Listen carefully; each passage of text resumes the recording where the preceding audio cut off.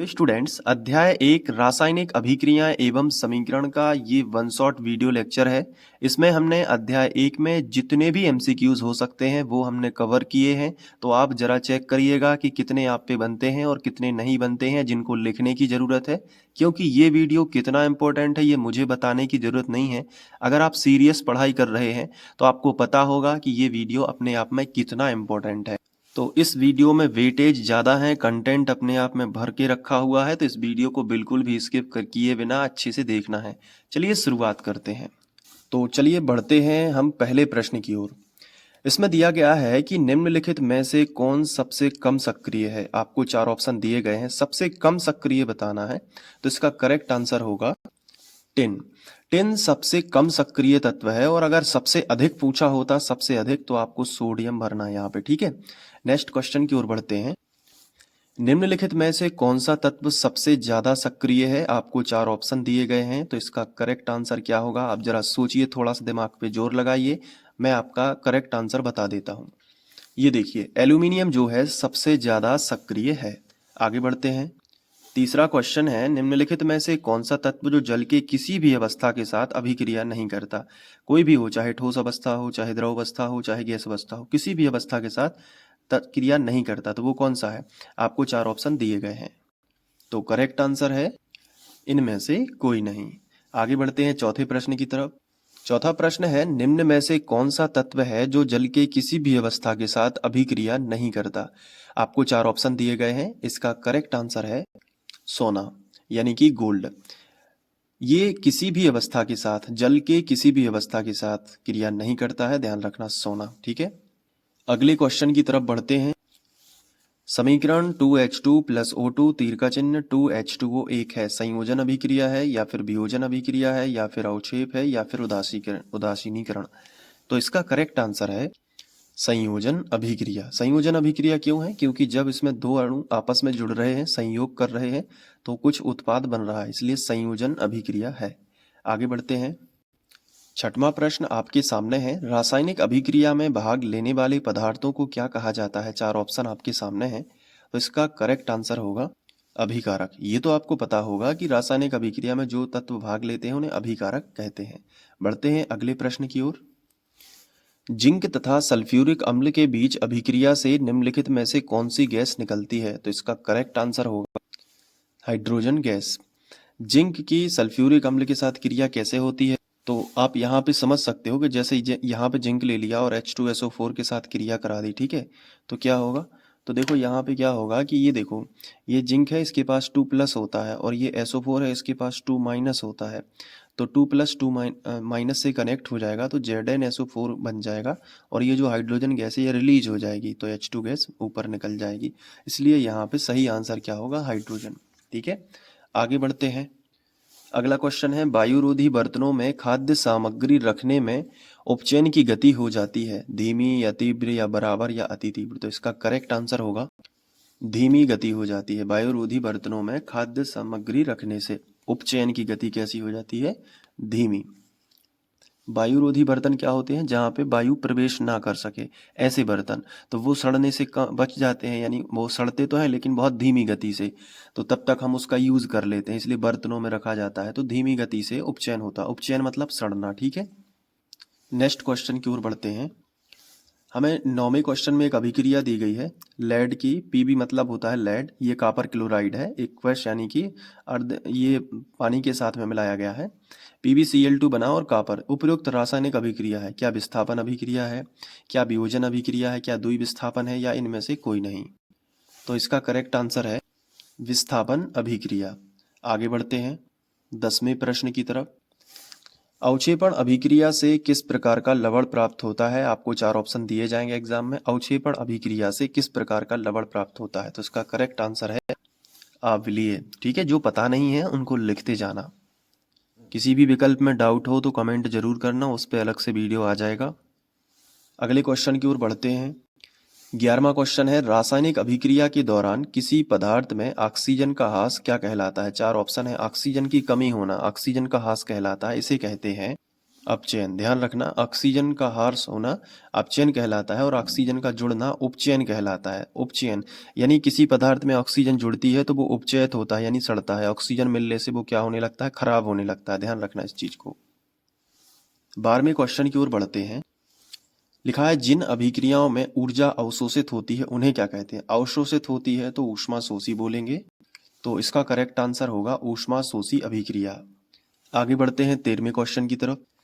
वे अभिक्रियाएं जिनमें अभिकारकों के बीच आयनों का आदान प्रदान होता है उन्हें क्या कहते हैं। 4 ऑप्शन आपके सामने है, तो इसका करेक्ट आंसर होगा द्विविस्थापन अभिक्रिया, क्योंकि दो जगह विस्थापन होता है। अगर एक आयन कहीं से निकलेगा तो दूसरा भी वहां से आगे इस तरफ जुड़ेगा।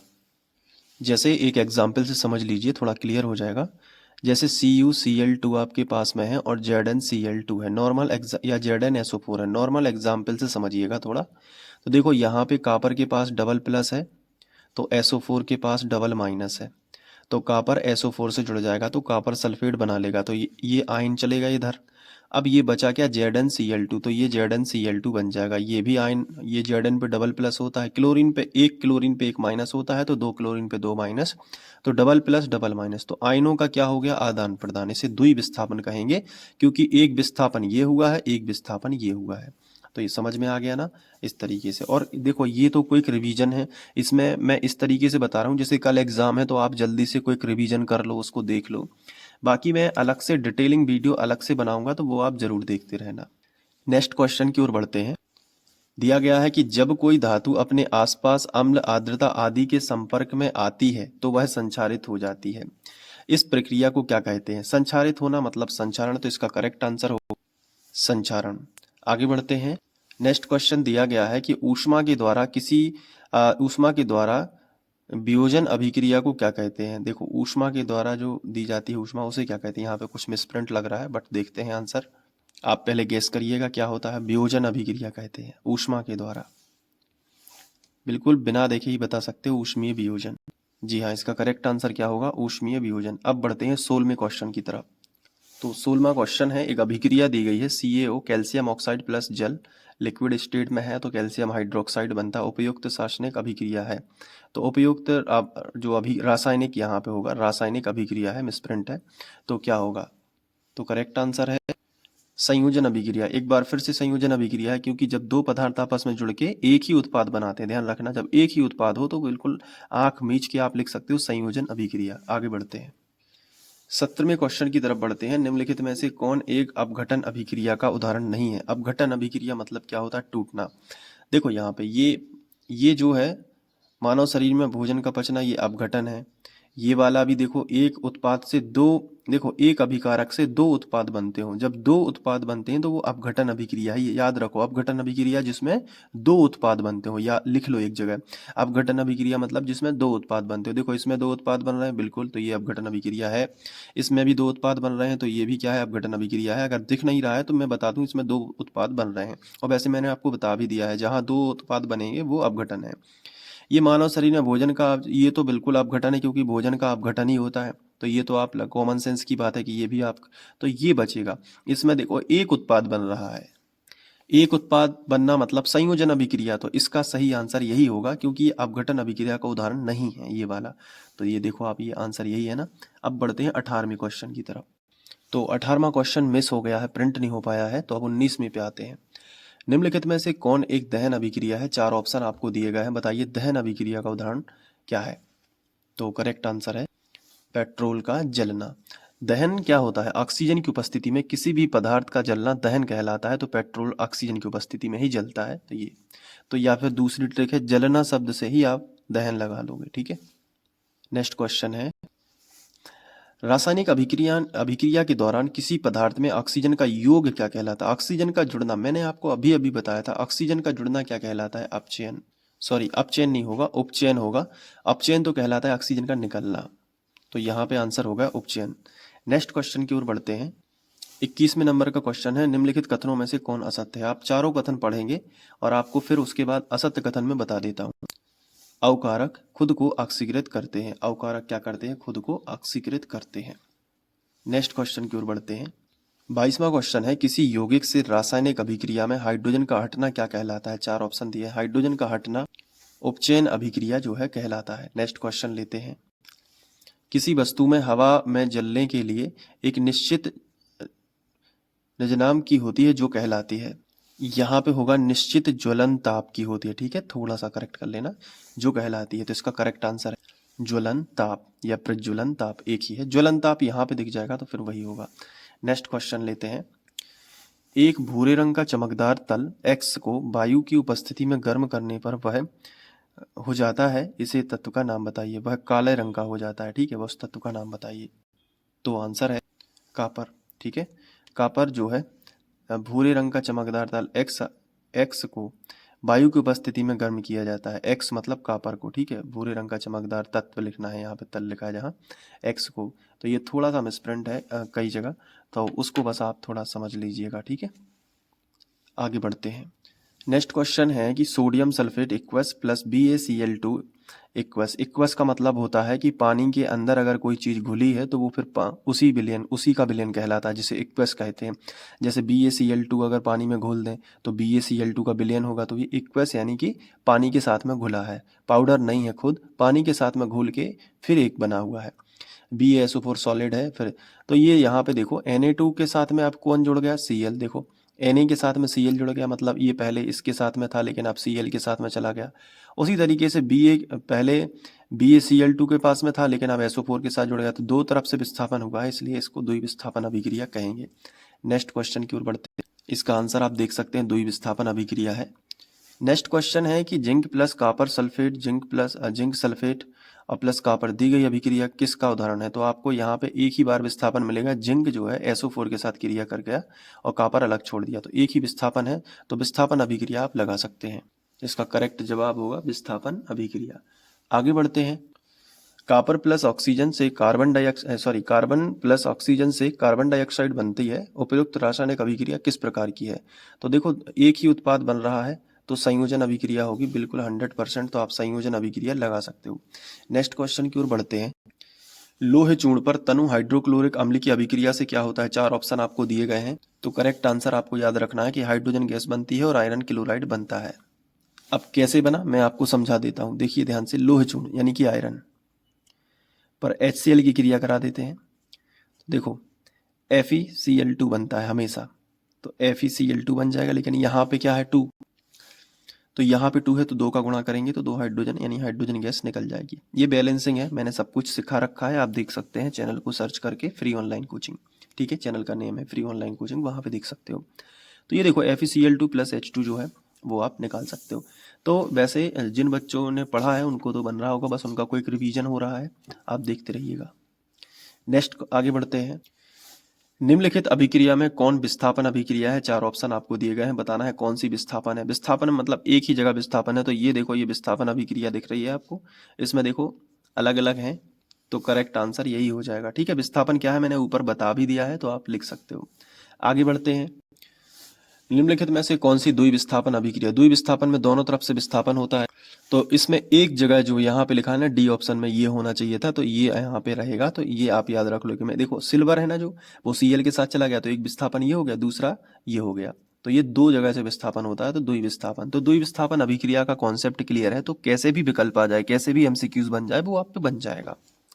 अब 31वें क्वेश्चन पे आगे बढ़ते हैं कि नीचे दी गई अभिक्रिया के संबंध में कौन सा कथन सत्य है। तो आपको जिंक ऑक्साइड प्लस कार्बन से क्रिया करता है, तो zinc plus carbon monoxide, zinc यानी कार्बन मोनोऑक्साइड और जिंक बनता है। तो यहाँ पे क्या है, कार्बन उपचयित हो रहा है, जिंक ऑक्साइड उपचयित हो रहा है, कार्बन अपचयित हो रहा है, या फिर ये। तो इसका करेक्ट आंसर कार्बन। देखिए आप, कार्बन जो है, कार्बन में ऑक्सीजन जुड़ रही है ना, तो कार्बन उपचयित हो रहा है। तो इसमें कहाँ लिखा है कार्बन उपचयित हो रहा है, ये देखो उपचयित, या यज्ञ को बनना है यहाँ पे, तो ए नंबर का सही है, क्योंकि ऑक्सीजन का जुड़ना उपचयित होना कहलाता है। ध्यान रखना इस चीज को, आप अलग से नोट कर लो, ऑक्सीजन का जुड़ना उपचयन कहलाता है, या ऑक्सीकरण। ऑक्सीकरण भी इसका दूसरा नाम है, तो वो भी आप लिख सकते हो। आगे बढ़ते हैं। निम्नलिखित अभिक्रिया में अपघटन अभिक्रिया कौन सी है। अपघटन का मतलब आप जानते हो ना, कि जिसमें अपघटन में जिसमें दो उत्पाद बनते हो। तो देखो इसमें दो उत्पाद बन रहे हैं, इसमें देखो एक उत्पाद बन रहा है, इसमें एक उत्पाद बन रहा है, इसमें दो उत्पाद बन रहे हैं। अब इन दोनों में क्या है, कंट्रोवर्सी है। तो एक बात याद रखना कि अपघटन तभी माना जाएगा जब एक उत्पाद से, एक अभिकारक से दो उत्पाद बने। इसमें दो अभिकारक हैं और दो ही उत्पाद हैं, तो फिर करेक्ट कौन सा होगा, ये नीचे वाला C नंबर का। तो आप देख सकते हैं ये करेक्ट आंसर है। नेक्स्ट है कि कोई तत्व ऑक्सीजन के साथ अभिक्रिया कर उच्च गलनांक वाला यौगिक निर्मित करता है, यह यौगिक जल में विलेय है, यह तत्व है। देखो ऑक्सीजन के साथ क्रिया करके उच्च गलनांक वाला यौगिक कैसे बना लेता है?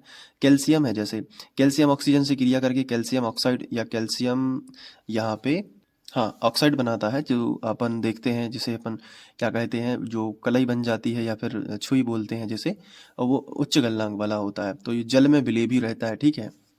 तो यहाँ पे जो आंसर होगा वो कैल्शियम होगा, तो आप इसका करेक्ट आंसर लिखोगे कैल्शियम। आगे बढ़ते हैं, 34वें क्वेश्चन की ओर बढ़ते हैं।